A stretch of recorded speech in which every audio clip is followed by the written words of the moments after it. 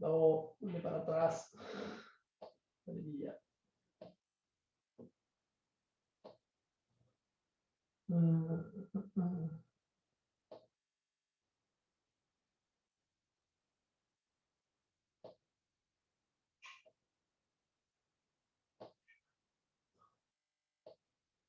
¿Cuánto laburo para esto?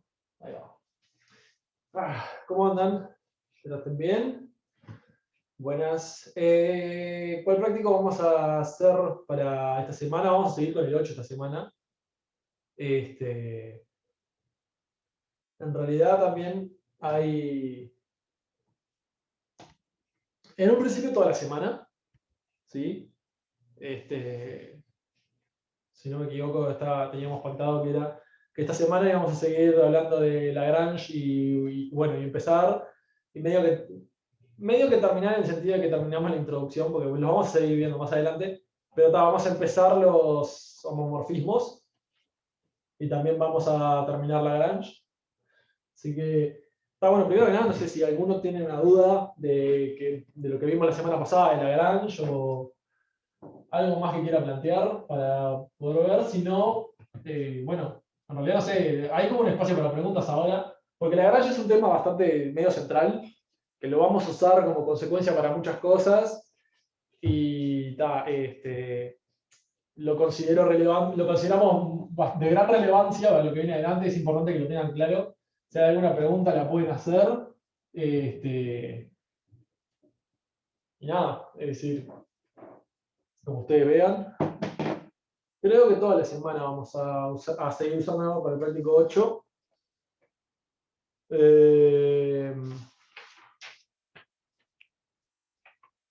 Y nada, es decir, si ustedes tengan alguna duda, es el mejor momento. Sí, por ahora con el práctico 8 seguimos. ¿El práctico 9 está colgado ya? No sé si alguno. No, por eso es como me parecía. No, el práctico 9 también, o sea, no vamos a arrancar con el práctico 9, pero vamos a seguir con el 8. Creo que toda la semana.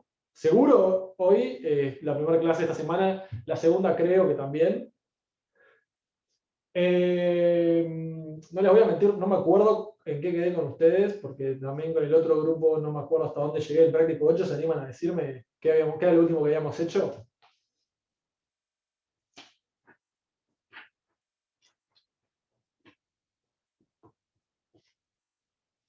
El 5. 5 considera un grupo cíclico finito G, orden N, generador GA. Ok.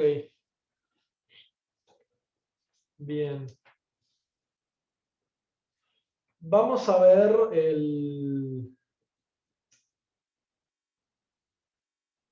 6, el 6 como un ejemplo para, bueno, ir usando. El 7 lo hicimos también. El 7 me acuerdo que lo empecé a plantear con una de las grupos, pero tuvo un problema al final. Y ahora tengo otro razonamiento, pero no me parece muy relevante también, porque hay un razonamiento que es válido, pero o sea, no logro encontrar el vínculo con Lagrange, el razonamiento que le hice, por lo tanto no, o sea, si quiere lo podemos ver medio rápido, pero no es un razonamiento muy apto, o sea, muy del curso en el sentido de que no van a utilizar todas las propiedades que venimos aprendiendo para el razonamiento que encontré. Eh, Porque inicialmente, si fue con ustedes, había hecho un razonamiento, pero me di cuenta al final que tenía un error. Entonces, está. Entonces, si llegamos hasta el 7.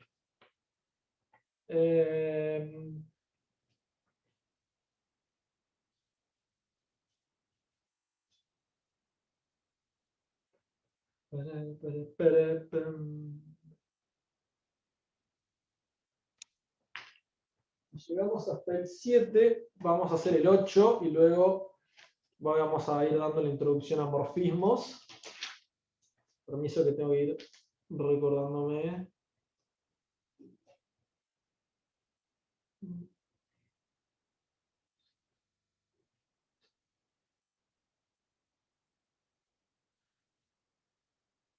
Bien, bien, bien, bien, bien.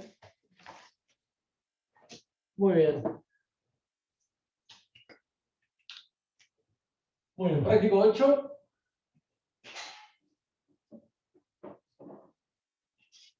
Lo primero que vamos a hacer es vamos a recordar un poco, bueno, la propiedad que más veníamos utilizando, que era la propiedad de Lagrange. O el teorema de Lagrange, no me acuerdo cómo le habíamos dicho. ¿Qué nos permite decir esto? Nos dice que, bueno, si H es un subgrupo de G, entonces el cardenal de H divide al cardenal de G. ¿Está bien? Eso era lo que usábamos para decir más que nada con el teorema de Lagrange. Es decir, tenemos un subgrupo de otro, entonces por consecuente la cantidad de elementos en el subgrupo divide la cantidad de elementos en el grupo. La demostración es una que no es muy amigable para muchos. Se lleva a cabo con una relación de equivalencia de, bueno, que dos elementos están relacionados, existe un elemento donde uno es el producto del otro por ese elemento. Entonces se genera una confusión medio brava, pero si lo leen con cuidado deberían poder darse cuenta de cómo es la demostración. Es un poco larga también, pero bueno, no es nada que no sepan manejar. Usan conceptos de una relación de equivalencia, tienen que demostrar qué es la equivalencia y luego usan unos cardenales para definir unos números que luego terminan sumándose y permiten ver que uno divide al otro sin mucha dificultad. Entonces, esto es lo que nos dice el teorema de Lagrange, ese era un recordatorio nomás. Y ahora vamos a pasar al ejercicio 8, que nos dice lo siguiente.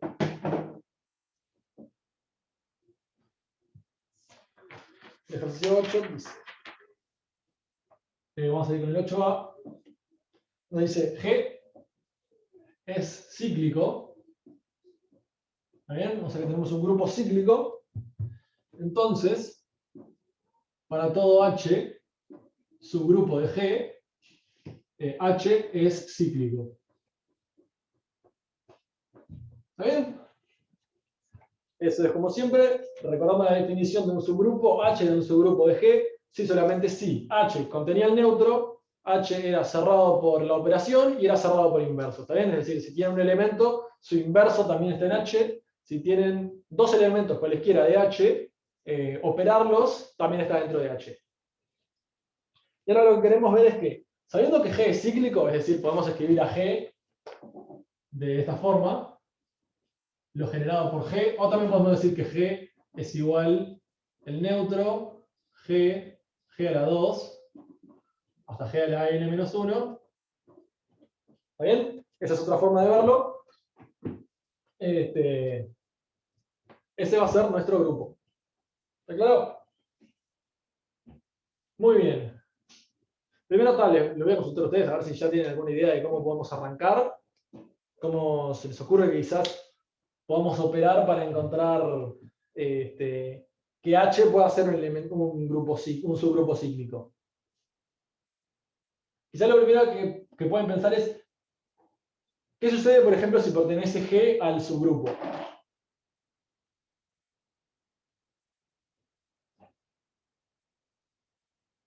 Exacto, lo que dice, como dice Pablo y Nicolás, bueno, si G pertenece al subgrupo H, bueno, como es cerrado por operación, G por G pertenece a H. Entonces en H está G a la 2.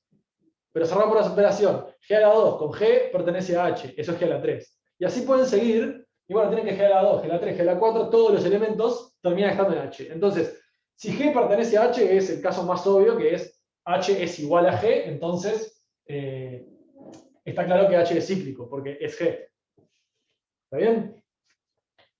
Entonces, ya sabemos que el caso en el que G pertenece a H es bastante trivial, es decir, lo podemos simplemente deducir en un instante. Muy bien, entonces, ahora les voy a plantear, bueno, H es un subgrupo, por lo tanto vamos a darle a H de esta forma, ¿no? E, A, B, C, hasta vamos a ponerle D acá, no importa mucho. Vamos a poner que esto es un subgrupo cualquiera, no sabemos qué elementos tenemos acá adentro, tenemos que tener el neutro, cerrado por operación, cerrado por inverso, bla, bla, bla. Perfecto.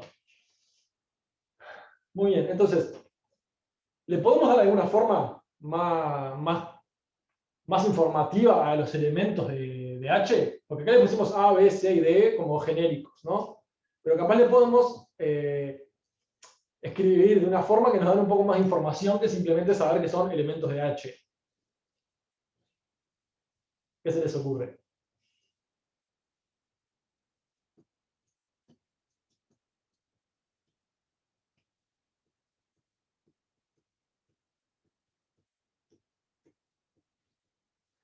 En segundo caso podemos buscar el G0 igual G de acá con K mínimo. Daniel se nos adelantó un poco, pero donde diferencian dos casos, diciendo uno es en el que el subgrupo sea solamente el neutro, que ese es un subgrupo válido y es cíclico, ¿está bien? Es decir, el neutro por sí es cíclico porque E a la 0 es E, y E a la 1 es E, E a la 2 es E, entonces, sin problema, si es el subgrupo primitivo con el neutro, es un subgrupo cíclico. Pero Pablo dijo lo correcto que es, cada uno de estos elementos, como son elementos que estaban en G, ¿no? Como son algunos de estos elementos, los podemos escribir como su potencia de G, ¿no? Entonces podemos decir que esto es G a la H1, este es G a la H2, y esto es G a la H3, puntos suspensivos G a la H4, a la HN, o HM voy a ponerle. No importa, es un G a la H algo. ¿Está bien? Y ahí Pablo ofrece como candidato para el generador el mínimo, ¿no? Dice G0 con, siendo G a la K con K mínimo, ¿no? Vamos a suponer que los H, o sea, vamos a decir esto nomás, H sub I es menor a H sub J, si I es menor a J, solo para que sea práctico decir que están ordenados. Ya está, no es nada muy peculiar, los ordenamos, lo único que hicimos. Entonces, ¿qué es lo que nos está diciendo? ¿Qué es lo que estamos sugiriendo? ¿Qué es lo que está sugiriendo Daniel? Está diciendo que G a la HI, a la H sub 1, es el generador de H. ¿No? ¿Es eso lo que estás diciendo, Daniel? Exacto. Muy bien. Entonces, ahora viene el momento de, bueno, argumentar por qué esto sucede o por qué efectivamente no va a suceder, no sucede. Depende de con qué alternativa terminemos concluyendo. Bueno, lo primero y fácil de ver es que, bueno, de todos los elementos de H que tengan el exponente múltiplo de H1, obviamente van a ser generados por H1, ¿no? Entonces, ¿qué es lo que buscamos realmente? ¿Cómo podemos ver de que esto sí o sí genera el elemento? Nosotros, perdón, genera el subgrupo. Nosotros decimos, este elemento genera a todos estos de acá. ¿Qué es lo que en realidad estamos diciendo de estos elementos? La doble inclusión en... Claro, podemos decir que cada elemento de acá pertenece acá, esa sería la parte más fácil, ¿no? Es decir, el grupo es cerrado por operación, perfecto. Bueno, esa parte la vamos a dar, o sea, la vamos a tomar como... Esa inclusión es fácil porque, claro, esto es un grupo, técnicamente, y esto es lo generado por un elemento del grupo, que es un subgrupo de este grupo. Entonces, esa inclusión es fácil. Estamos buscando lo que nos está diciendo... o sea, sí, estamos buscando la doble inclusión, pero en particular, la inclusión de... O sea, queremos ver esto, ¿no? Queremos ver G a la H1 está incluido en H, que este de acá es el más fácil. Ese lo prueban en un instante, dicen, esto es un grupo de H. ¿Está bien? Me faltó igual. Esto es un subgrupo de H, ya está. Esa demostración es fácil, por tanto esa parte de la doble inclusión ya está. La que nos interesa un poco más es esta, ¿no? H incluido en lo generado por G a la H1. Esta es la que queremos ver. Y fue Pablo, sí. Pablo dijo muy bien que hay que probar que los H sub i's sean múltiplos de H1, ¿no? Queremos ver, la pregunta que nos estamos haciendo es, H sub i es igual a un múltiplo de H1. Acá vemos un paso cerrando. ¿Está bien? ¿Se dan cuenta de por qué esto significa esto?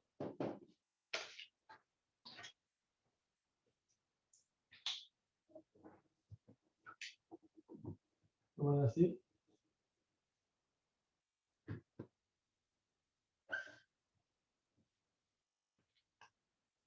¿Alguno no logra ver por qué esto y esto son equivalentes? Estamos todos, vamos a chequear que todos estén comprendiendo hasta acá. Así terminamos, porque ya nos queda un mínimo, ¿no? Muy bien, parece que muy bien, todos estamos entendiendo perfecto este aspecto. Muy bien. Entonces, ahora decimos, son todos los exponentes h sub i, perdón, acá me faltó más claro, múltiplos de h1. Muy bien, ¿cómo podemos hacer para ver si son o si no lo son? ¿Cuál es el chequeo que tendríamos que hacer ahora o qué estrategia se les ocurre para ver?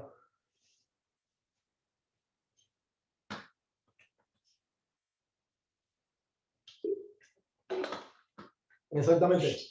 Vamos a hacer eso. Vamos a suponer que existe un elemento que no es divisible y luego vamos a llevar a cabo la división entera, ¿no? ¿Qué decimos? Entonces, a partir de acá decimos, suponemos existe h sub k que es igual a ¿qué? Bueno, h1 por q más r. ¿Está bien? Esto es la división entera entre h1 y lo que decimos es que r es más grande que 0 y más chico que h1. ¿Está bien?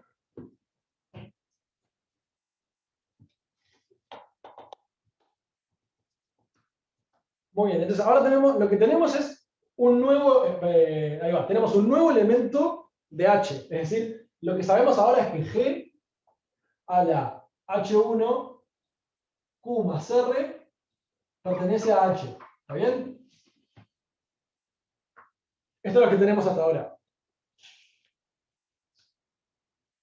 Lo que normalmente haríamos es, cuando trabajamos con el orden, podríamos decir, está claro, g a la h1q es el neutro de la q, pero acá no podemos hacer eso porque no se cumple, no es un hecho.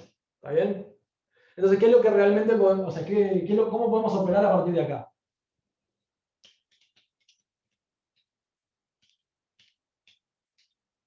Ahí usamos que h sub i que h sub i no, sería h sub 1, que es el mínimo, ¿está bien? Es correcto, pero bueno, ¿cómo lo podemos usar? Porque en realidad acá tenemos un número o sea, tenemos un elemento cuyo exponente no es exactamente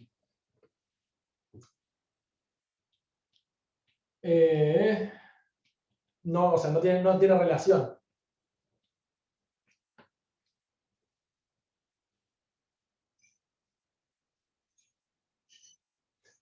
Exacto. Lo que vamos a usar acá son las propiedades del grupo, ¿no? ¿Algunos se animan a listar cuáles eran las tres propiedades de los grupos? O sea, de los grupos y de los subgrupos. Bueno, en realidad, vamos a ver la propiedad que tenemos que tener, o sea, tenemos inverso porque estamos trabajando en grupos, y como, como H es un subgrupo válido, los inversos están dentro del mismo subgrupo. ¿Está bien? Entonces, ¿qué es lo que sucede? G a la H1, un elemento de H, tiene que tener a su inverso también en H, ¿no? Entonces, G a la H1 a la menos 1 pertenece a H. Esto está bien, esto está claro por el simple hecho de que como G a la H1 pertenece a H, el inverso también tiene que pertenecer. Y ahora decimos que como está cerrado por operación el subgrupo, podemos operar estos dos elementos, cualquier combinación de estos dos elementos, y va a tener que seguir perteneciendo al grupo. ¿Está bien? Entonces, lo que vamos a decir es, bueno, G a la H1 a la menos 1, bueno, y acá lo hacemos medio feo para ser correctos, Q veces, ¿está bien?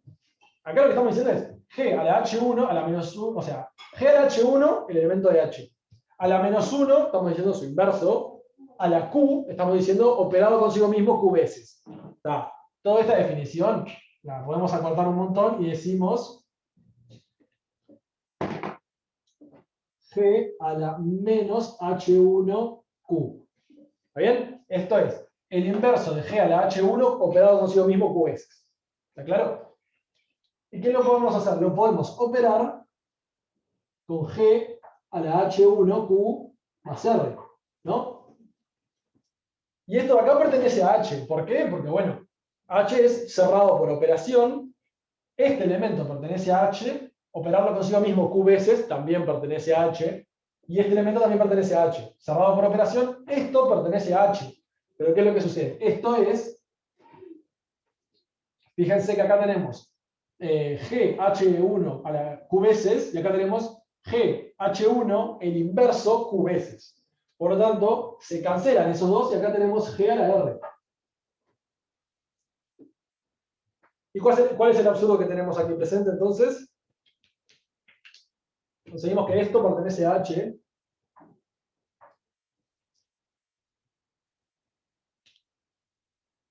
Exacto. El absurdo que tendríamos acá presente es que G a la R es un elemento de H que tiene un exponente menor que el mínimo. ¿Está bien? Que habíamos dicho, o sea, que tiene un exponente menor al mínimo exponente de H. Habíamos visto que el mínimo era H1, y acá estamos diciendo que G a la R con R menor a H1 pertenece a H. Y ese es nuestro absurdo. El más absurdo. El absurdo es R, o sea, este es el absurdo de acá, ¿no? Combinar estas dos cosas es lo que genera el absurdo. Tenemos un elemento de H con un exponente menor a H1. Habíamos dicho que el menor exponente iba a ser H1. Por lo tanto, todos los elementos del grupo se expresan como H1 por algo. Entonces, G a la H1 es efectivamente un generador.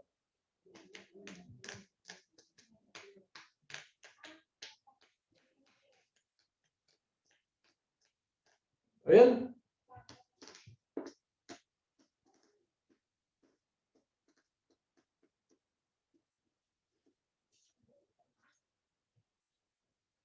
La parte B la pensaba dejar, no la íbamos a hacer.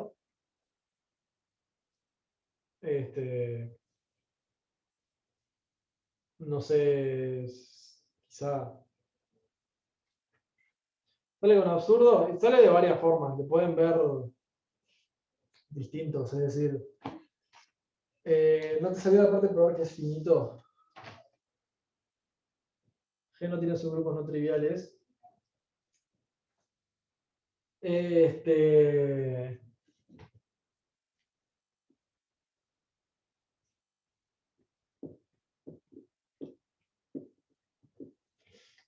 Será.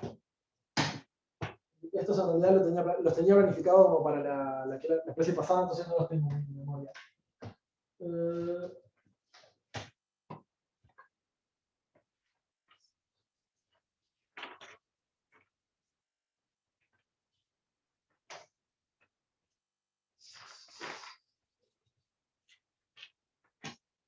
Creo que lo tengo por acá, esperen un segundo.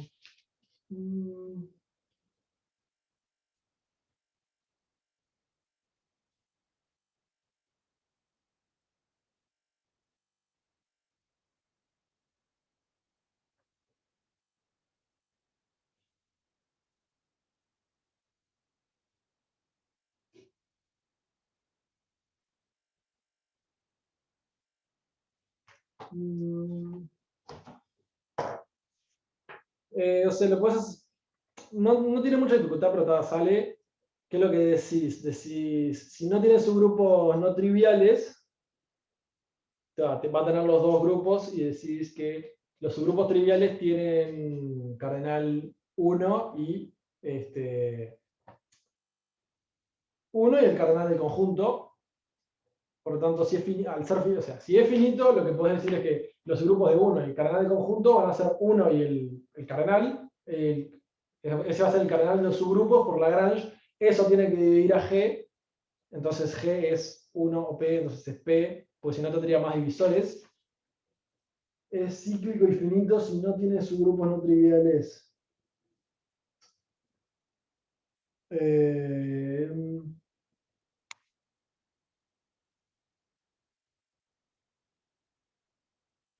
no tiene subgrupos no triviales. O sea que sus únicos subgrupos son 1 y 2. Claro, ¿qué es lo que sucede? Si vos tomás un elemento, o sea, si vos tomás un elemento que, ¿cómo es esto? Si vos tomás un elemento que suponés que tiene orden distinto del cardenal del conjunto entero, fácilmente decís, bueno, lo generado por ese elemento me da un subgrupo no trivial, por lo tanto todos los elementos tienen el cardenal del conjunto. ¿No? Luego decís que es primo, sale por Lagrange, viendo que el cardenal de los subconjuntos tienen que dividir al cardenal del conjunto, del grupo, perdón. El cardenal de los subgrupos tiene que dividir al cardenal del grupo, por lo tanto, como solo tenés dos divisorios, que son el 1 y el primo, y ya está. Y que es finito. ¿Cómo llegás a que es finito a partir de la conclusión de que no tenés subgrupos no triviales?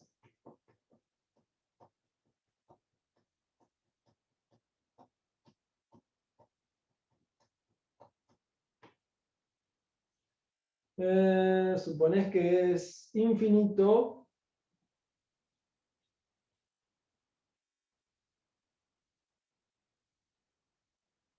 Claro, si suponés que es infinito y tomás un elemento distinto de...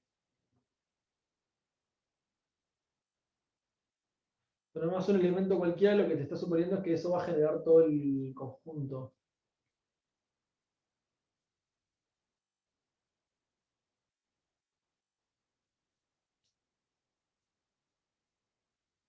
Claro, pero o sea, vos ves que es cíclico, ¿no? Es decir, tenés que sí o sí ser generado por un elemento. Y a la vez ves que es infinito. Como es infinito y es cíclico, tenés que tener un elemento que te genera todos. O sea, existe un elemento de orden infinito que genera todos los elementos del conjunto. Como que yo te diga n.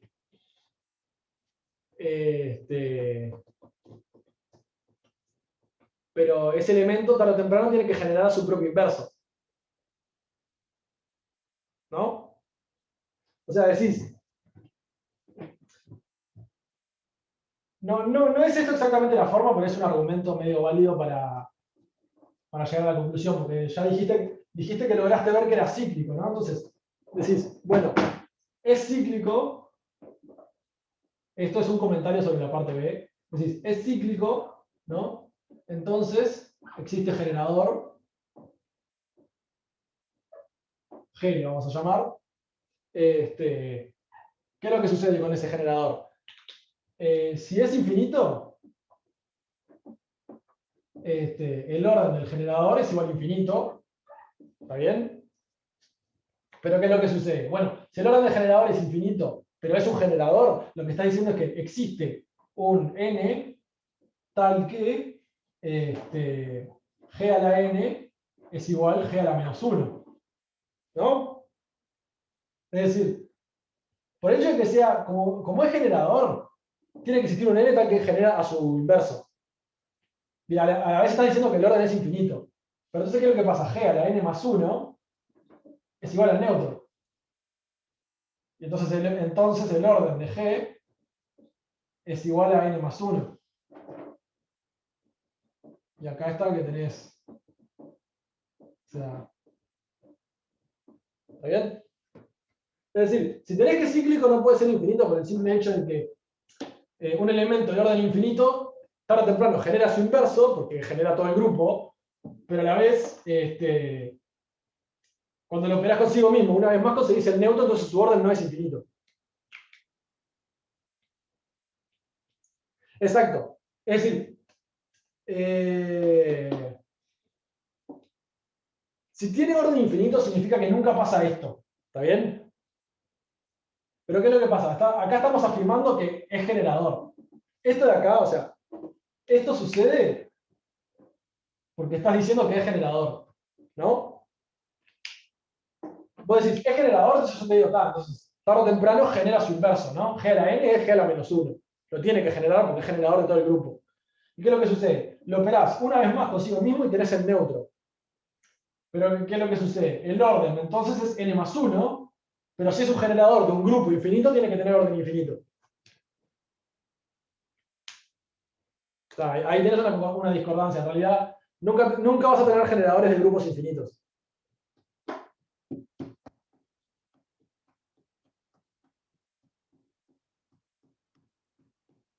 quiero asegurarme de eso, pero en realidad creo que es correcto. Creo que nunca tenés generadores de grupos infinitos. Porque lo que sucede es, si vos tenés, o sea, lo que sucede es lo que estás viendo acá. Si vos tenés un generador de un grupo infinito, estarías diciendo que el inverso del generador es como el límite de lo generado. Y eso no tiene sentido. Porque, claro, estás introduciendo un concepto diferencial que es el límite a algo discreto que son los grupos. Entonces, ahí es cuando se rompe todo. El azul lo podés tomar por ahí. Si sos generador, tarde o temprano te generas tu inverso y operarte una vez más te saca del conjunto.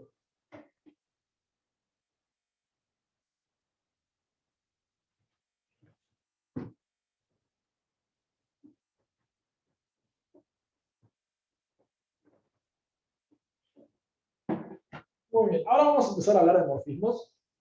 Bienvenidos al maravilloso mundo de los morfismos. ¿Qué es lo primero que vamos a hablar de los morfismos? Bueno, la definición, obviamente. Vamos a decir, sean H y G grupos, sea F. Ahora mismo no recuerdo, o sea, puede ser que la definición exija que sean finitos. Creo que sería lo correcto. Ahora mismo no me acuerdo, tendría que buscarlo. Y no tengo las notas abiertas. Sea F, función. Y vamos a definir a F de G en H. Se llama a F homomorfismo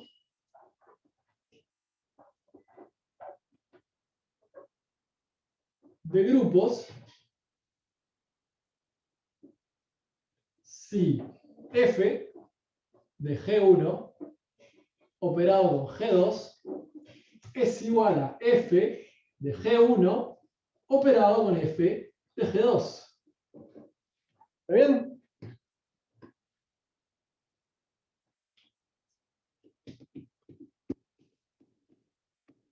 Esta va a ser la definición que vamos a trabajar de morfismos, de homomorfismos.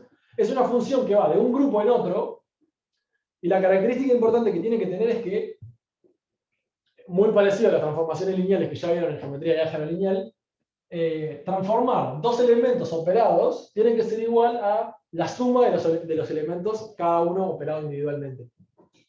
¿Está bien? Hasta acá hay una pregunta sobre cómo se definen.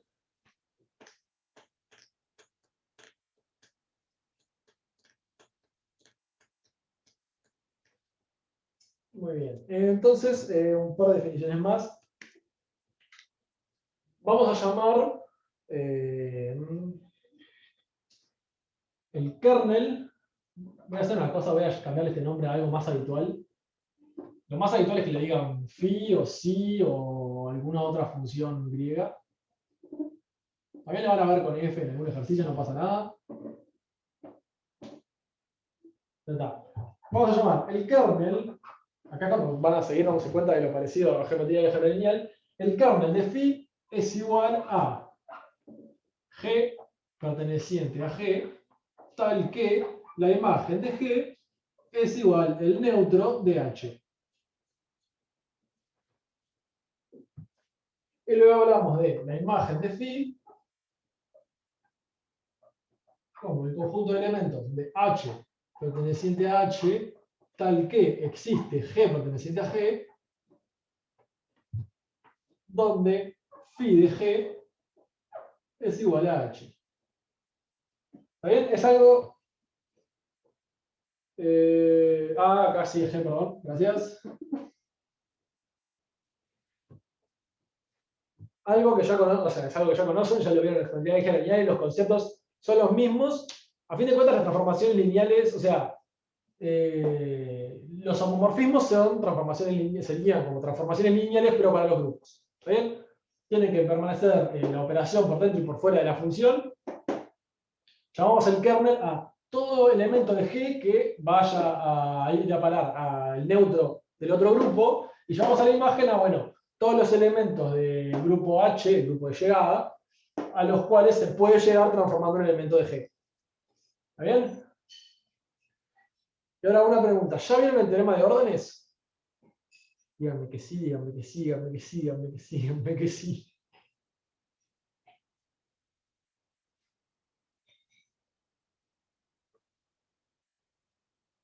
Pero parece que en las clases no lo vieron. El teórico de Ezequiel no. Y supongo que los que van con Eduardo tampoco lo deben haber visto.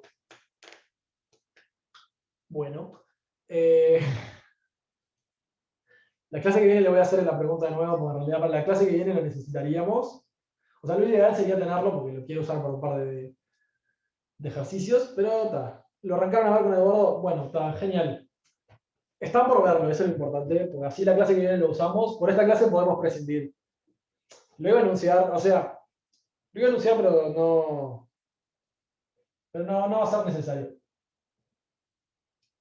Muy bien. Esas son todas las propiedades que, o sea, estas son las definiciones habituales que vamos a trabajar para homomorfismos.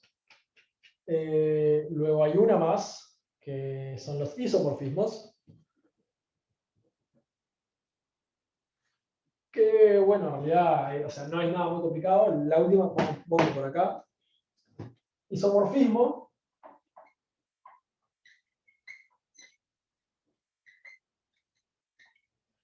¿Qué va a ser? Bueno, en realidad va a ser, es un morfismo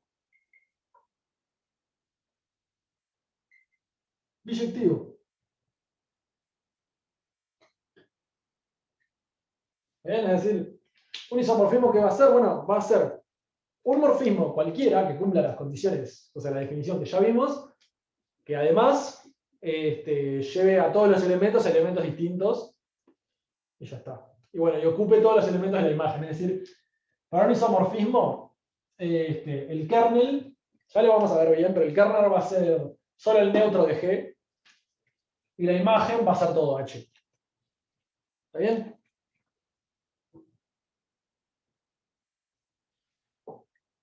Muy bien. Y ya visto esto, vamos a empezar a ver un poco los ejercicios de morfismos. No sé si hay alguna pregunta hasta acá que alguien quiera hacer. Supongo que no, porque son bastante fáciles, pero cualquier cosa que podamos ver.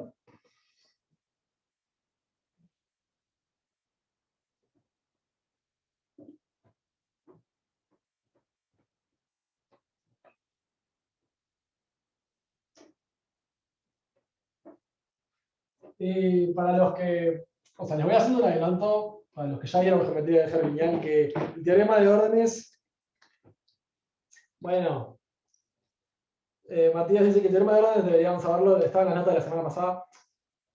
Se rige por las notas, pero también se rigen por las clases, ¿no? Es decir, tienen que ir a la par con los profesores. No, o sea, si las notas decían que deberían haber terminado, o sea, las notas están planteadas para que se terminen las notas a medida que se termina el curso, ¿no? Es decir, se termina el curso y ustedes dieron todos los temas que estaban en las notas. Bueno, a veces con los profesores no va al mismo ritmo, entonces, por ejemplo, según el cronograma, digamos, de las notas, no está perfecto, pero según el cronograma de las notas, seguramente se dé todo criptografía, que es el último tema. En realidad, criptografía depende un poco de cómo vayan los profesores, generalmente dependen, o sea, dependiendo de hasta qué punto llegan, es cuánto se da de criptografía. Por lo tanto, o sea, está perfecto guiarse por lo que dicen, por cómo leer las notas. También, en realidad, pero el ritmo, a fin de cuentas, se termina marcando por los docentes de teórico. Entonces, capaz o sea, te podés llegar a ahorrar alguna que otra lectura, ahorrar. El saber no ocupa lugar, bla, bla, bla, lo de siempre, pero podés zafar de algún par de cosas. Bueno, y luego nos empiezan a mencionar, demostrar verificar si algunas cosas son homomorfismos o no. Entonces vamos a ver el 9A. ¿Qué nos dice? La función TR, ¿qué es TR? O sea, bueno, va de las matrices de n por n de reales con la suma en los reales con la suma.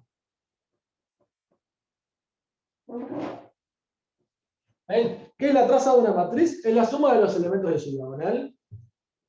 eso se explica solo, pero por el momento lo que nos interesa ahora es saber si efectivamente la traza es un morfismo. ¿Está bien? Lo que tenemos que verificar es la traza de A más B es igual a la traza de A más la traza de B. ¿Algún comentario que quieran hacer? O sea, es bastante obvio y es un ejemplo fácil para que nos vamos amigando.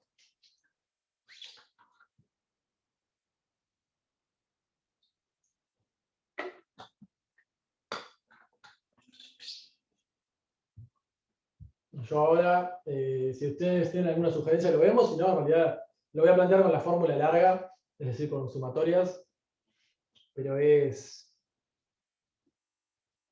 bastante fácil, digamos. No plantea mucha complicación.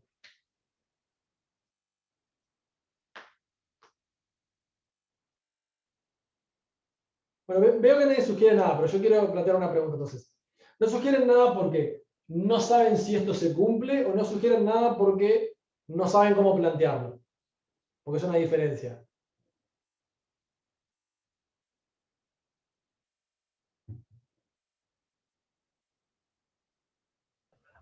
Puedes plantearte la suma de las dos matrices, o sea, A más B, haces la traza de eso y después ves a qué es igual. ¿Sabes? Algo así, no sé si se entendió. Entonces estaban callados nomás, pero de pesados, ¿no? Todos sabían por lo que se ve. Bueno, por la propiedad de o sea, por propiedad de traza esto es verdad. También lo podemos ver fácilmente, ¿no? Podemos decir que A es igual a, bueno, A sub IJ, ¿no? O sea, son los casilleros A sub IJ, B también es B sub IJ. Entonces decimos que A más B es igual a sub IJ más B sub IJ, ¿no? Ese es el casillero genérico de A más B. ¿Y qué es lo que sucede? La traza de A más B es la suma de la diagonal. Entonces decimos que es A sub I más B sub I. Bueno, en realidad es la suma de la diagonal es cuando I es igual a J, entonces es la suma de A sub I más B sub I. Acá decimos la traza de A es igual a la suma de A sub I, la traza de B es la suma de B sub I.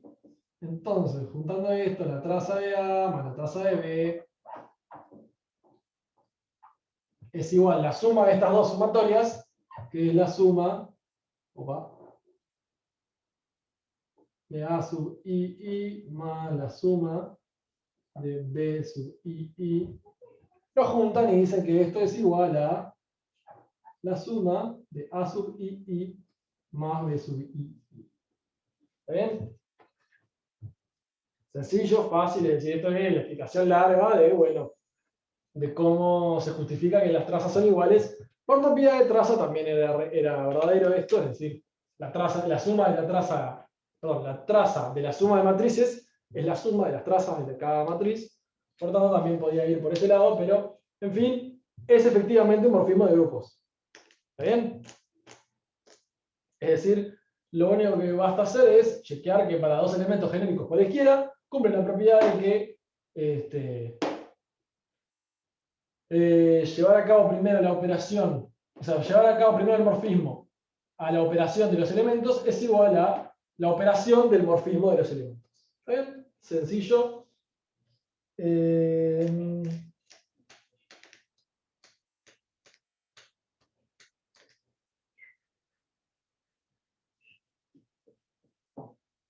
Vamos a ver otro más y después en realidad yo les voy a poner un par de cosas para que veamos acá, que seguramente con morfismo las hayan visto en el teórico, pero igual es importante repasar porque en realidad son propiedades que van a usar todo el tiempo.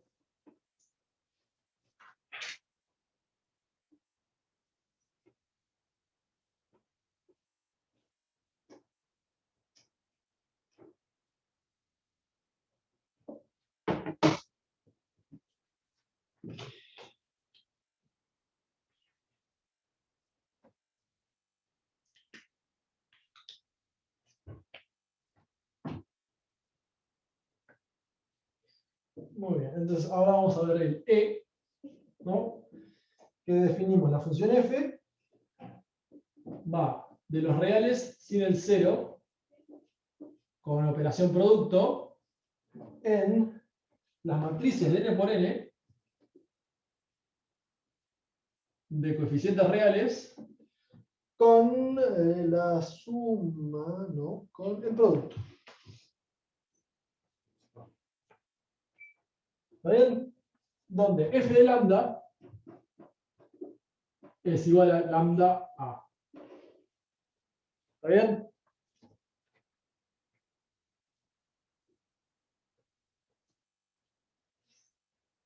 Ah. Dame un segundo.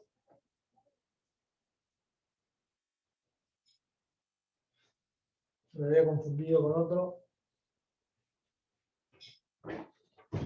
Que no lo vamos a hacer, disculpen. Yo no quería hacer este, me había confundido.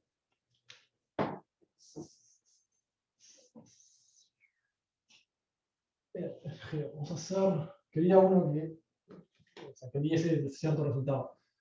T va a ser nuestro morfismo de matrices invertibles de n por n, coeficientes reales del producto.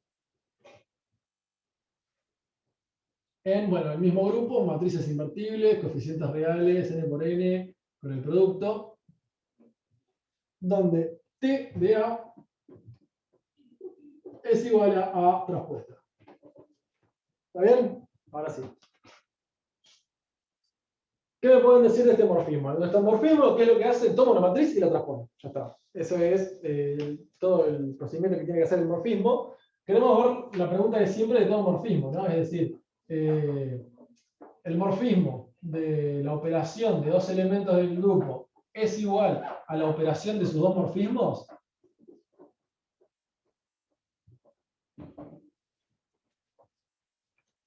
Acá, o sea, rápidamente dense cuenta y si quieren enunciarlo con propiedades de la transposición, pueden.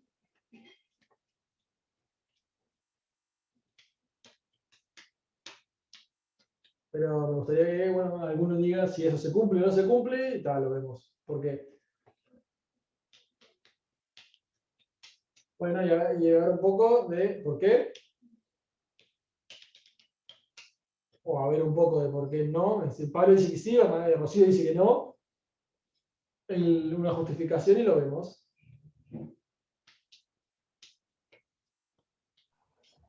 Aplicás, o sea, primero hayas traza de A por B, aplicás la definición, o sea, te queda A por B traspuesta.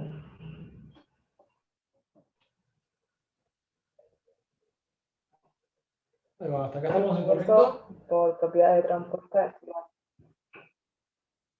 ¿Qué es esto Es entonces? igual a B transpuesta por A transpuesta.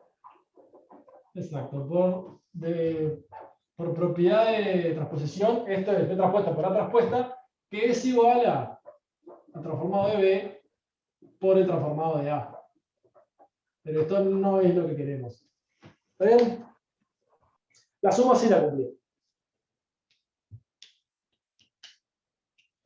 Pero bueno, no, para el de la suma sí, pero para el del producto no.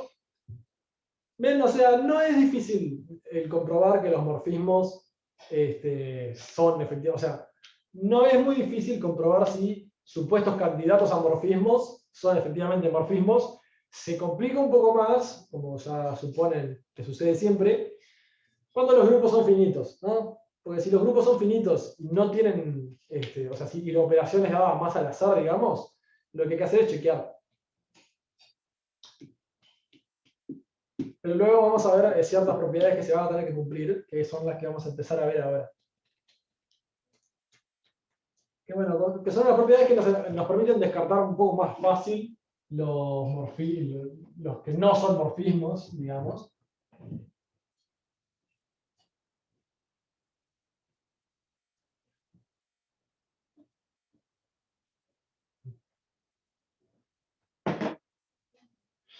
Muy bien, entonces queremos ver lo siguiente. Queremos ver, esto no es un ejercicio práctico, esto lo estoy planteando yo. Sean G y H grupos Vamos a poner finitos por si acaso nomás. Phi de G en H, morfismo. ¿Está bien? Muy bien, la primera pregunta que vamos a plantear es: ¿cuál es el transformado del neutro de G? Bueno, en realidad mejor.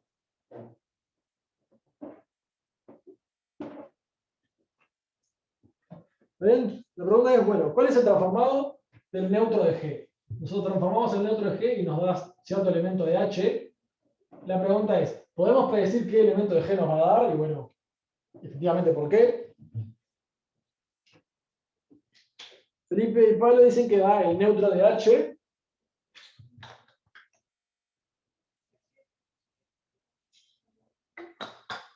No sé si hay alguien en contra o alguien a favor.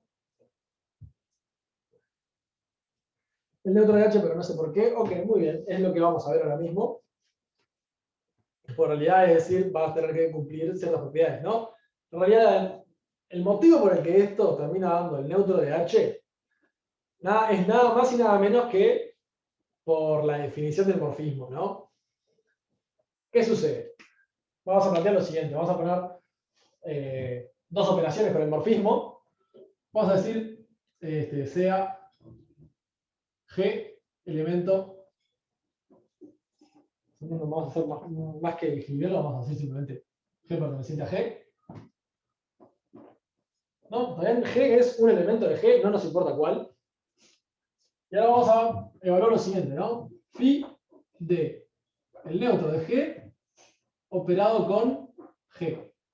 ¿No? ¿Qué es esto? Si quieren escribir en el chat pongan PHI, no importa, no pasa nada. Se podrían haber descargado el teclado en griego igual, un poquito de colaboración con la clase. Pero ¿qué termina siendo phi de E G por G? Agustina dice G, pero hay que tener cuidado porque lo que sí le termina siendo es phi de G. ¿Está bien? Esto de acá es phi de G. ¿Cómo lo calculamos? Nada, simplemente hicimos, operamos lo de adentro. ¿Está bien? El neutro de G. O sea, esto de acá es G por neutro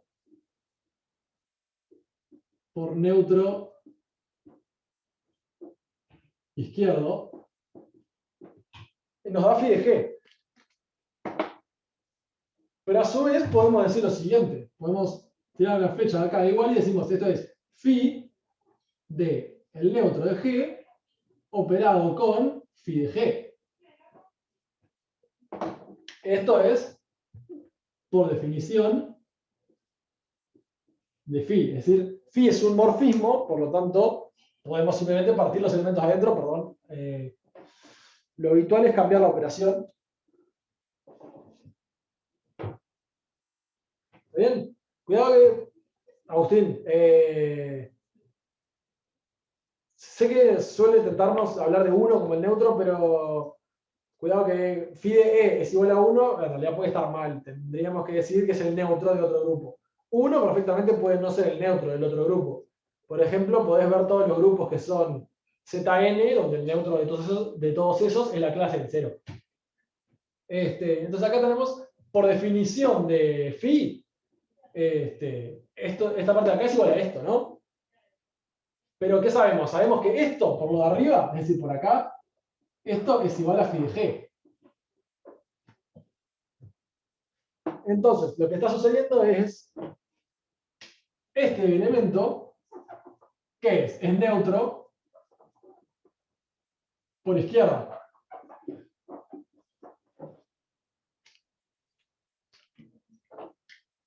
¿Ven eso? ¿Se entiende cómo llegamos a la conclusión de que phi de E sub G es neutro por izquierda? Entonces decimos, phi de E por G es equivalente a phi de G. Pero por definición del morfismo, phi de E por G es phi de E por phi de G, que sabemos que nos da phi de G. Entonces, phi de E por G está cumpliendo con el neutro por izquierda. Y fíjense que esto lo tiene que hacer para cualquier morfismo sobre cualquier par de grupos. ¿Está bien? Pueden hacer el mismo razonamiento por derecha, es lo mismo. Pero ese razonamiento es válido para cualquier grupo, para cualquier morfismo, para cualquier lo que quieran. Siempre se va a cumplir esto. Por lo tanto, phi de E sub G es igual a E sub H para todo phi GH. Siempre se va a cumplir que el transformado del neutro es el neutro del otro grupo. ¿Está bien? ¿Qué les dice eso? Bueno, el kernel de phi nunca está vacío. Siempre pertenece el neutro de G, siempre es un elemento del kernel de phi. ¿Está claro eso? Y a su vez, ¿qué le dice la imagen de phi?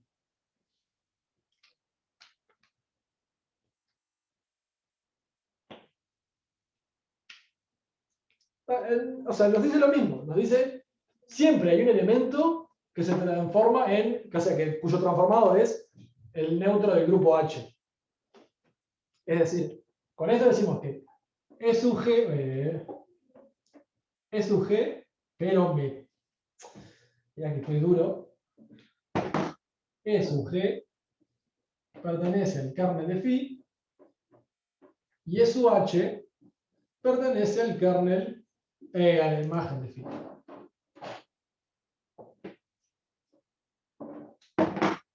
A la imagen.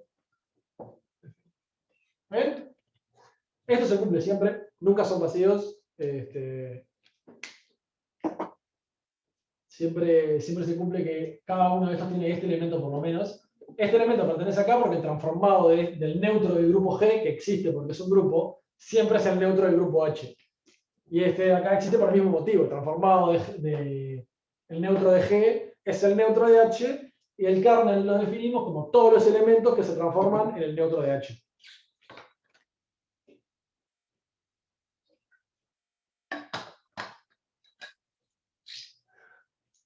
Bueno, de una forma muy parecida, ¿no? Que, o sea, si es necesario, hacemos la demostración, pero creo que van a poder ver el razonamiento muy similar. ¿Qué me pueden decir? Este marcador no es. ¿Qué me pueden decir de phi de G a la menos 1?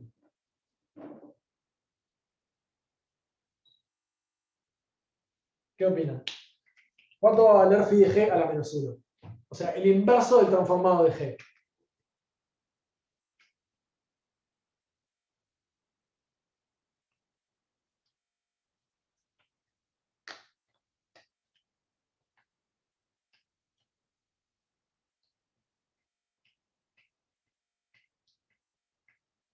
Matías ya tiene, o sea, ya tiene su candidato, es phi de G a la menos 1.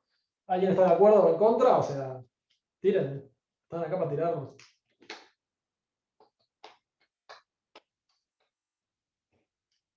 ¿De acuerdo? Bueno, sí, efectivamente. Con un razonamiento totalmente análogo, es decir, la operación que hacen es la misma, van a poner acá ponen G y G a la menos 1, ¿y qué dicen? Bueno, G y G a la menos 1 nos da phi de el neutro de G, que es el neutro de H. Acá lo separan y tienen phi de G operado con phi de G a la menos 1, me da el neutro de H, entonces phi de G y phi de G a la menos 1 son inversos. Entonces la otra propiedad que se cumple es que esto es phi de G a la menos 1. ¿Bien?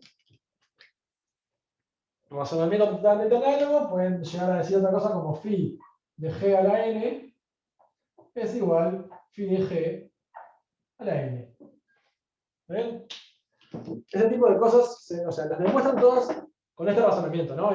Ponen acá dentro lo que quieren, en este caso ponemos el neutro con algo más. En este caso ponemos adentro de phi, ponemos G con el inverso, y acá ponemos G con G, G con G con G, y así van, pero salen fácilmente de la propiedad del morfismo, ¿está bien?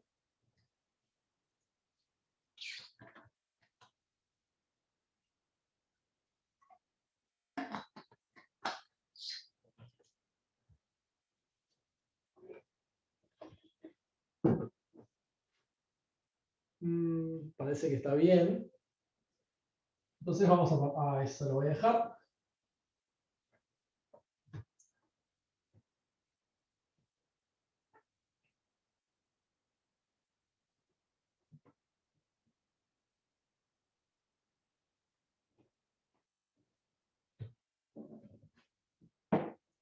Y ahora les voy a dar el siguiente. Este va a ser con una pista, porque en realidad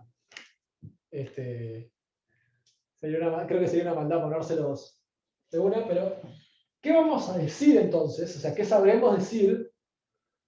O sea, el orden de G y el orden de phi de G. ¿Está bien? La pregunta es, como en cuanto a novela argentina de farándula, ¿qué sucede con estos dos elementos? ¿Qué relación puede llegar a existir entre el orden de G y el orden de phi de G?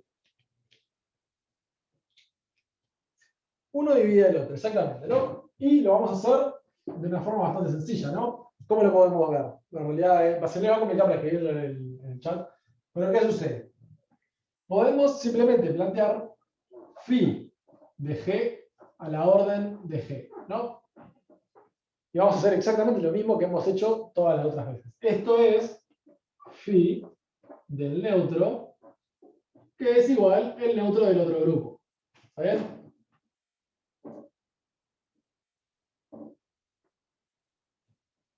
A su vez, por esta propiedad que vimos acá, que ustedes pueden demostrar si quieren, pero es exactamente análoga, esto a su vez es igual a phi de G a la orden de G. Y sabemos que esto es el neutro de H.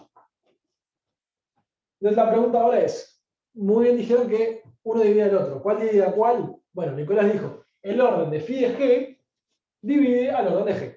¿Está bien? Y acá es lo que vemos. Habíamos demostrado antes, cuando habíamos estudiado órdenes, que si teníamos un elemento elevado a algo y nos daba el neutro, este algo era divisible por su orden.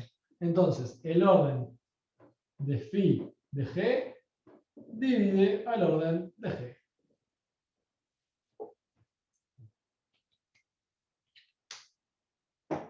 ¿Está bien?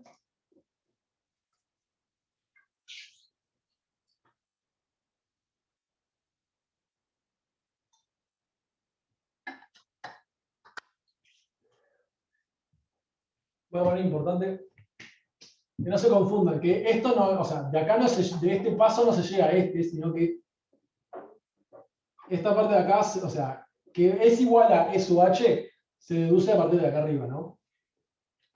Y a partir de esto, podemos deducir que el orden de phi de G divide el orden de G. Bueno, lo interesante es, esto es una buena herramienta para descartar morfismos. ¿Está bien? A la hora de encontrar un posible candidato a imagen de...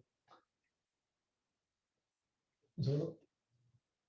A la hora de encontrar un posible candidato de morfismo, van a tener que cumplir esta característica siempre. El orden de un elemento, o sea, el orden del transformado de un elemento, tiene que ser divisible por el orden original. ¿Está bien? Al revés. El orden original tiene que ser divisible por el transformado. Es decir, el orden del elemento no puede aumentar. ¿Está claro? No pueden ir de un elemento que tiene orden 5 a un elemento que tiene orden 10. Sí pueden ir de uno que tiene orden 10 a otro que tiene orden 10, a uno que tiene orden 5, a uno que tiene orden 2 o a uno que tiene orden 1. ¿Está claro? ¿Se entiende cómo a partir de esto la imagen de cualquier elemento podría ser otro elemento de orden 1?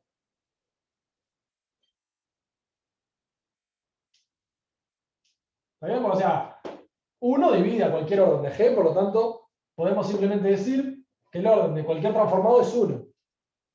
Exactamente, Felipe, ahí me adelantó. ¿Qué es lo que nos dice eso? Bueno, nos está hablando de un morfismo que existe siempre, que se llama el morfismo trivial. Morfismo trivial. ¿De qué es lo que dice? Dice, para todo G perteneciente a G, phi de G es igual a E sub H. Esto es un morfismo válido siempre. ¿Está bien? Siempre existe este morfismo como en los subgrupos había dos subgrupos que siempre existían, que eran los primitivos, es decir, el de un elemento y el de todos los elementos, bueno, acá siempre tenemos un morfismo, el primitivo o el trivial. ¿Cómo era el trivial o primitivo? Un segundo, si no me olvido.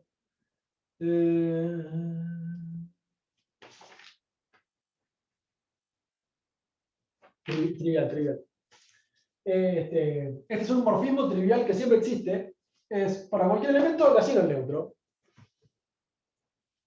Siempre cumple cualquier propiedad, ¿no? Porque digan, o sea, la propiedad del morfismo phi de G con H es igual a phi de otro elemento, que no nos importa, vamos a llamarle Q, que sabemos que es el neutro, y esto es phi de G con phi de H, y es el neutro con el neutro. ¿Está bien? Entonces también nos da el neutro.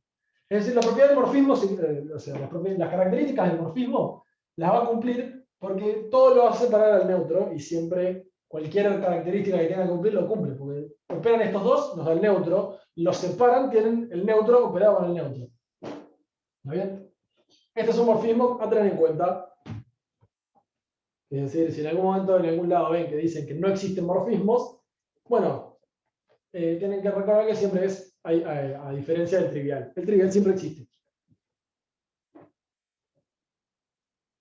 Bueno.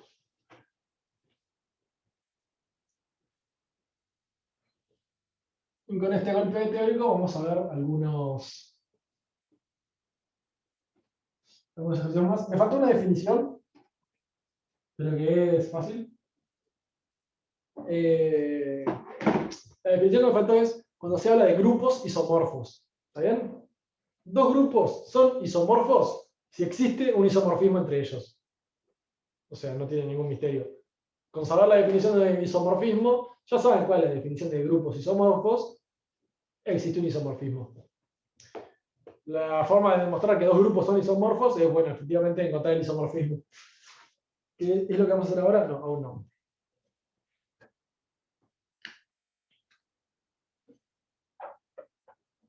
Vamos al 10. Nos dice pi cayó G1 a G2, morfismo.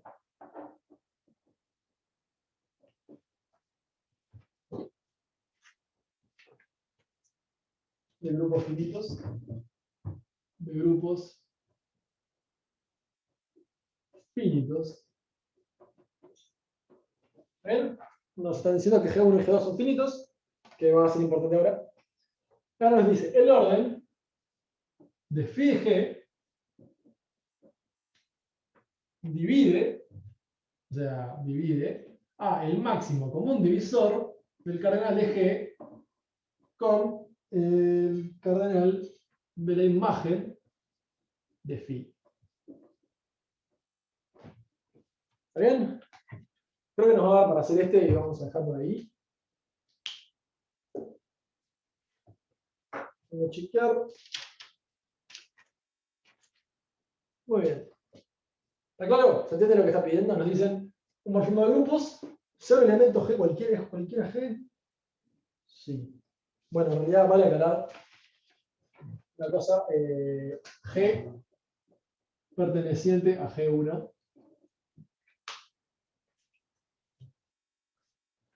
¿Está bien?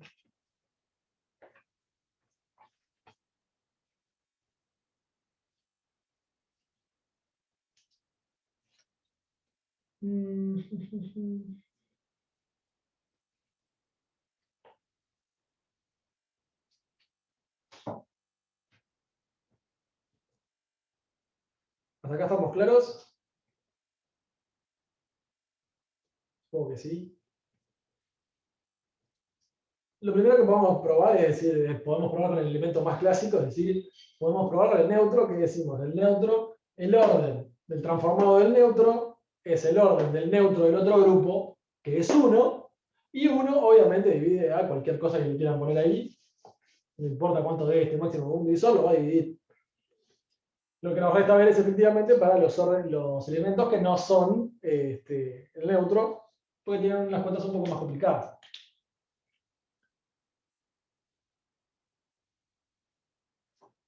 Muy bien, entonces, ¿qué sabemos del orden de phi de g?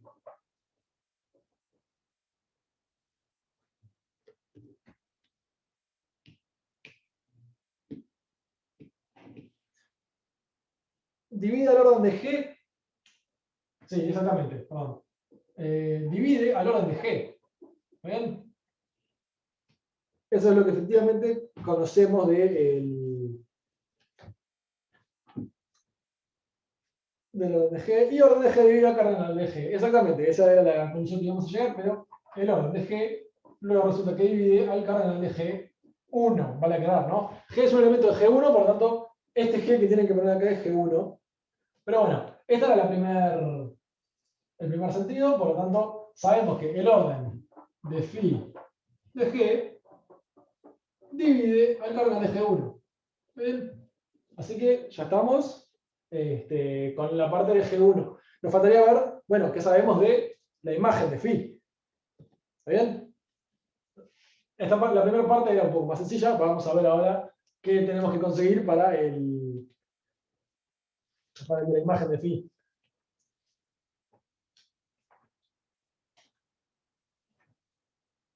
¿A alguien se le ocurre qué podemos hacer o qué podemos buscar probar?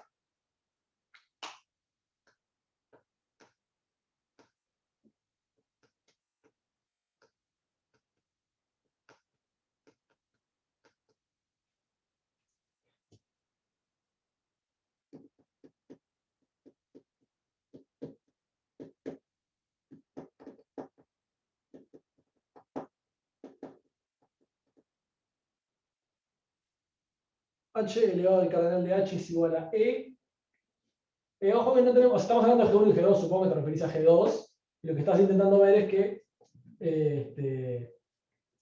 el phi de G elevado a el cardenal de H, o sea, G2, es, es el neutro.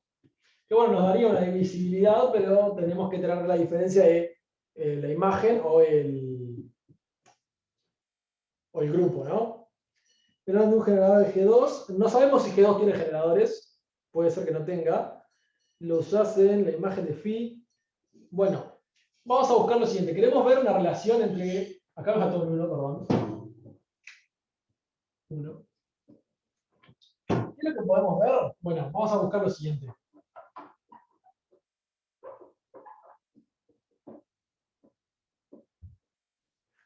Esto es lo que vamos a buscar. Vamos a ver si efectivamente la imagen de phi es o no un subgrupo de G2. ¿Está bien?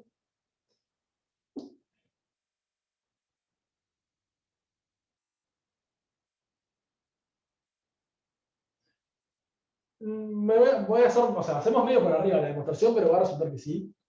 ¿El neutro pertenece a la imagen de phi? Fue lo que ya vimos antes. Efectivamente sí. ¿Por qué? Porque el transformado del neutro de G1 es el neutro de G2.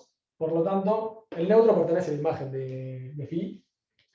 ¿La imagen de phi es cerrada por inverso? Sí.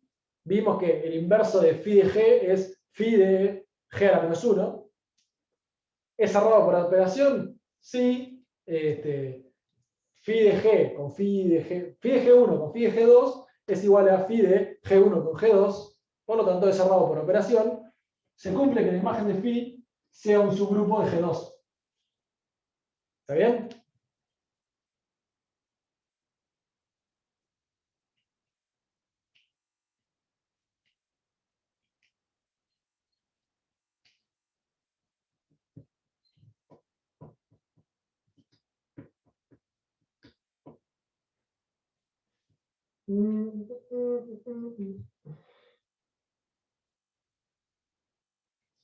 ¿Y para qué no quería la imagen?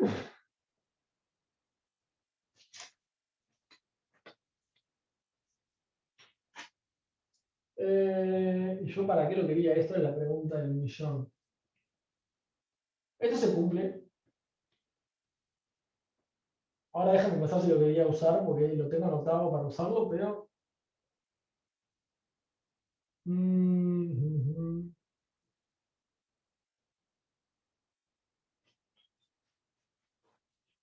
Es un subgrupo válido. Entonces, un elemento subcardenal. Sí.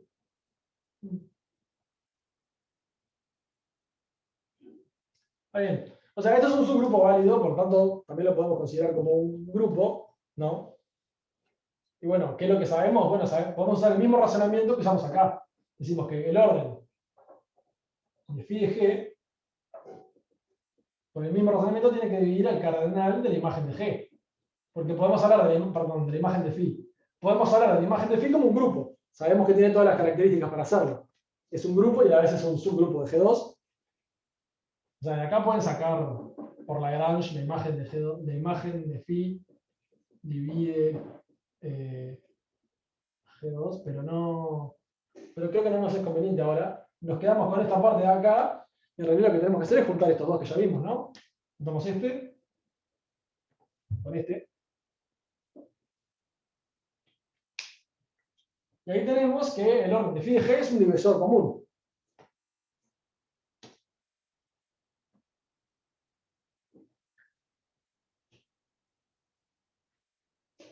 ¿Y qué sabemos? Que cualquier divisor de dos elementos, o sea, cualquier divisor común de dos elementos, divide el máximo común divisor. Esa propiedad la podemos usar, ya la habíamos mostrado en su momento, pero sabemos que el orden de phi de G divide al máximo común divisor del cardenal de G1 con el cardenal de la imagen de phi.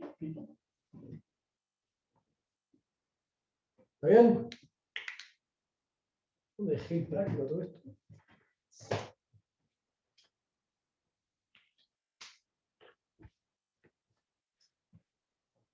Me perdí, dice Felipe.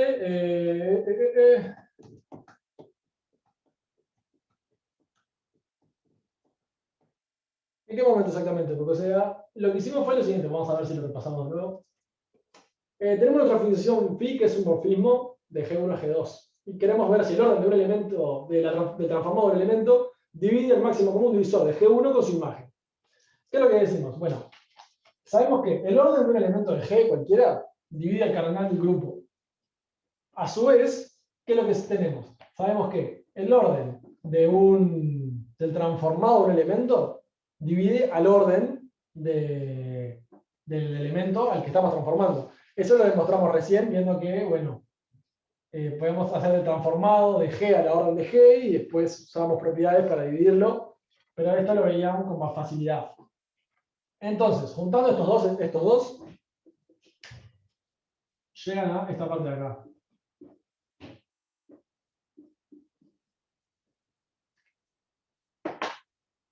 Luego, tenemos que la imagen de phi es un subgrupo de G2. O sea, tiene todas las cualidades para ser un subgrupo, también tiene las cualidades para ser un grupo por sí solo, ¿no? Por lo tanto, el orden de cualquier, o sea, lo mismo que usamos acá, ¿no? El orden de cualquier elemento de un grupo tiene que, o sea, infinito, tiene que dividir al cardenal de su imagen, al cardenal del grupo.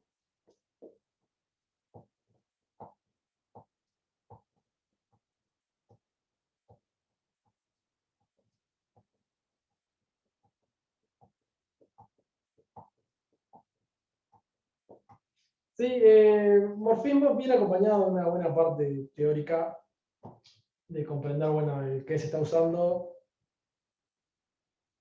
Y bueno, efectivamente, qué se usa, cómo, cuándo existen morfismos, cuándo no, las propiedades. Vamos a ver ahora justo el C de esta parte, ¿no? El D, creo que lo vamos a hacer ahora, pero bueno, les voy a mostrar un poco de qué pueden hacer para verificar la existencia de isomorfismos o no, bla, bla, bla. Pero sí, esta parte viene acompañada de un poco de teórico.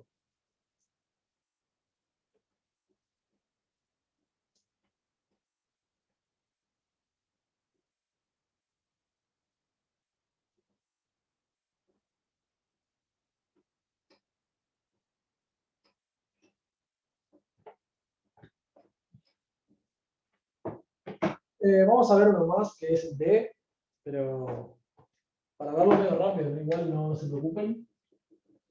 Pero nos dice lo siguiente. Probar, ¿qué cosa? Z4 y Z2 por Z2 no son isomorfos.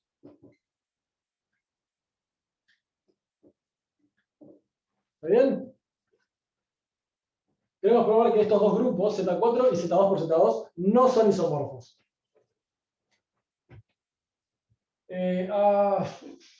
Hubiese estado bueno tener la propiedad demostrada para esto, pero creo que la voy a demostrar junto con...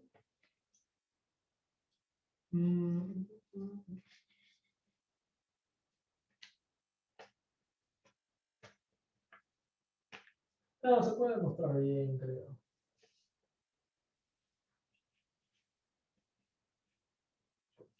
Bueno, entonces lo primero que vamos a hacer es listarlos. Z4 es igual 0, 1. Si quieren ser correctos, le ponen las clases a estos elementos cuando hablen de Z algo. Si quieren ser correctos, no. A mí no me hace la diferencia. En mi opinión, me parece que no hay ni que ponerlos. Y luego tenemos que Z2 por Z2. Ahí no va la raya, Felipe, Dios mío, ¿qué te pasa? Es igual 0, 0, 0, 1, 1, 0, 1.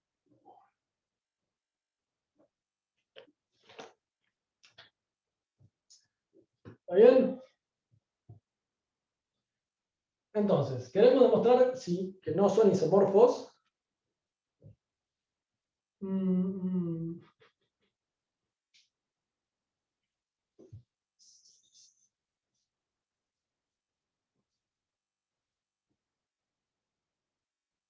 Para lo cual, lo voy a hacer medio rápido, pero vamos a decir lo siguiente. Vamos a listar cuáles son los órdenes de todos los elementos.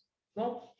¿Qué decimos acá? ¿Cuáles son los órdenes de los elementos acá? El orden del 0, 0 es 1, porque claramente es el neutro. El orden del 0, 1 es 2. El orden del 1, 0 es 2. Y el orden del 1, 1 también es 2. Acá tenemos que el orden del 0 es 1, es 1. El orden del 1 es 4.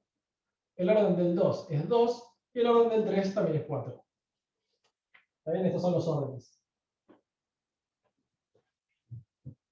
¿Qué sucede? Que es en realidad una propiedad que vamos a ver ahora. Yo lo voy a demostrar muy rápido. Cuando están frente a un isomorfismo, el orden del transformado tiene que ser igual al orden del elemento original. ¿Está bien? Entonces, ¿cómo se puede demostrar que no son isomorfos? Bueno, alcanza con ver de que no existiría ningún elemento al cual le podrían mapear el 3 o el 1, porque ambos tienen orden 4. Y los elementos que tenemos acá tienen orden todos 2. ¿Está bien? Por más que tengan la misma cantidad de elementos, que eso o sea, la primera condición que tienen que ver para un morfismo es, para un isomorfismo es, tiene la misma cantidad de elementos. Si no tiene la misma cantidad de elementos, ya lo descartan. La siguiente condición que van a tener que cumplir es, van a tener que tener una asignación para cada elemento a otro elemento y tienen que tener igual orden las asignaciones. Entonces, claro, aquí el neutro va a ir al neutro, como siempre. El 2 podría ir a cualquiera de estos tres elementos, pero ni el 1 ni el 3 podría ir a cualquier elemento porque no sería un isomorfismo. Ahora vamos a ver bien el porqué de eso.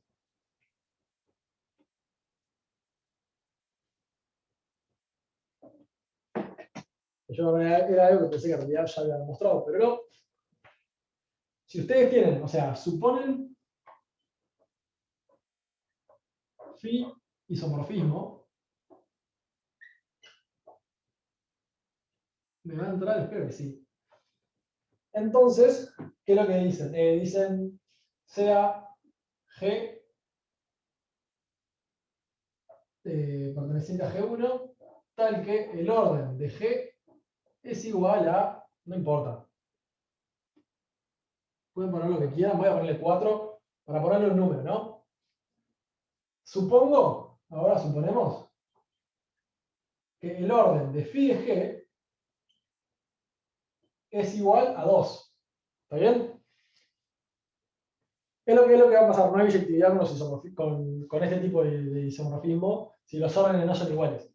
¿Qué es lo que sucede? Bueno, el phi de g a la 4, g a la 3, perdón, es igual phi de g todo a la 3, y esto es igual a phi de g. En realidad es más fácil incluso. Pero acá no estoy cumpliendo el orden del transformado, perdón, al revés. Al revés, 2, 4.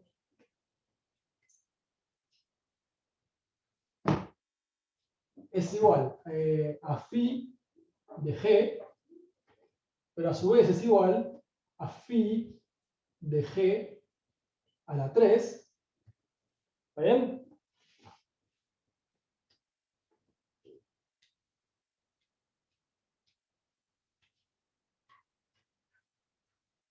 No, estaba bien antes. ¡Ah, perdón! El orden del transformado tiene que dividir al orden original. Sí, estaba bien antes. Disculpen el orden del... Ahí va.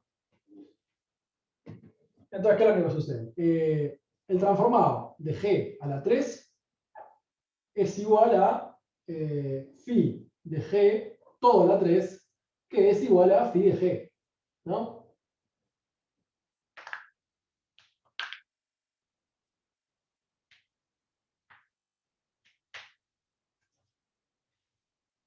Pero luego decimos phi de g es igual, o sea, phi de g es también el transformado de un elemento, ¿no? Phi de g. O sea, es medio redundante, pero lo pongo porque, digamos, acá tenemos el transformado de un elemento, el transformado de otro elemento distinto, o sea, g y g a la 3 son elementos distintos, que lo que sucede es, al transformarlos, ambos nos dan phi de g. Y ahí es cuando se rompe que no es un isomorfismo. Tenemos dos elementos cuyo transformado es igual, para un caso como este. Esto se puede demostrar fácilmente con números genéricos. Yo lo hice así con 2 y 4 para ver el ejemplo. Pero si se tiene un isomorfismo por este mismo argumento, el orden de phi de g y el orden de g tienen que ser iguales. Sí. No es la demostración, o sea, es la idea de la demostración, pero no es la demostración en serio. Para la demostración en serio, acá tienen que poner n y acá tienen que poner n estrella. O bueno, cualquier divisor que quieran de n. O pueden poner, si no, acá le ponen m, acá le ponen m por q. La idea es la misma.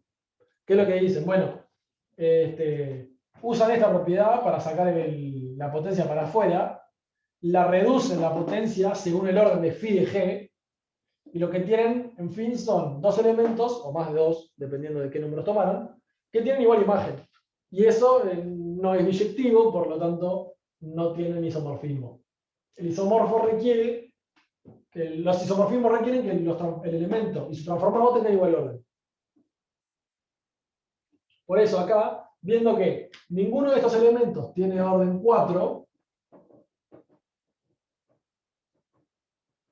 como ninguno de los elementos tiene orden 4, lo que sucede es, bueno, efectivamente, no existe ningún isomorfismo entre estos dos grupos, porque no hay imagen de uno válida dentro de estos. Otro detalle que vale la pena mencionar es que, bueno, en realidad, cuando se trabaja con dos grupos isomorfos es como trabajar con lo mismo, porque son demasiado parecidos, digamos. ¿A qué punto podemos decir eso? Bueno, cualquier grupo de 4 elementos es isomorfo a Z4 o a Z2 por Z2. Entonces, si ustedes conocen las propiedades que se les pueden aplicar a uno o al otro de estos, a Z2 por Z2 o a Z4, y consiguen otro grupo de 4 elementos, tienen las mismas propiedades o que este, dependiendo de a cuál es isomorfo.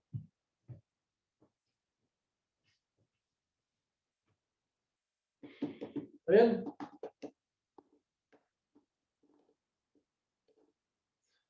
Bueno, en realidad con eso dejamos la clase de hoy. Con esto que vimos de isomorfismos y morfismos también. Nos vemos el miércoles. Espero llegar en hora pero tengo una reunión antes, así que puede llegar a ser que llegue un poco tarde. No creo que sea el caso. De igual forma les notifico, por si llegan a ver que demora un poco, ya saben por qué es. Pero nada, entonces nos vemos el miércoles. Mucha suerte, continúen trabajando con el práctico. Sí, vamos a seguir con lo vamos a terminar, idealmente, Santiago.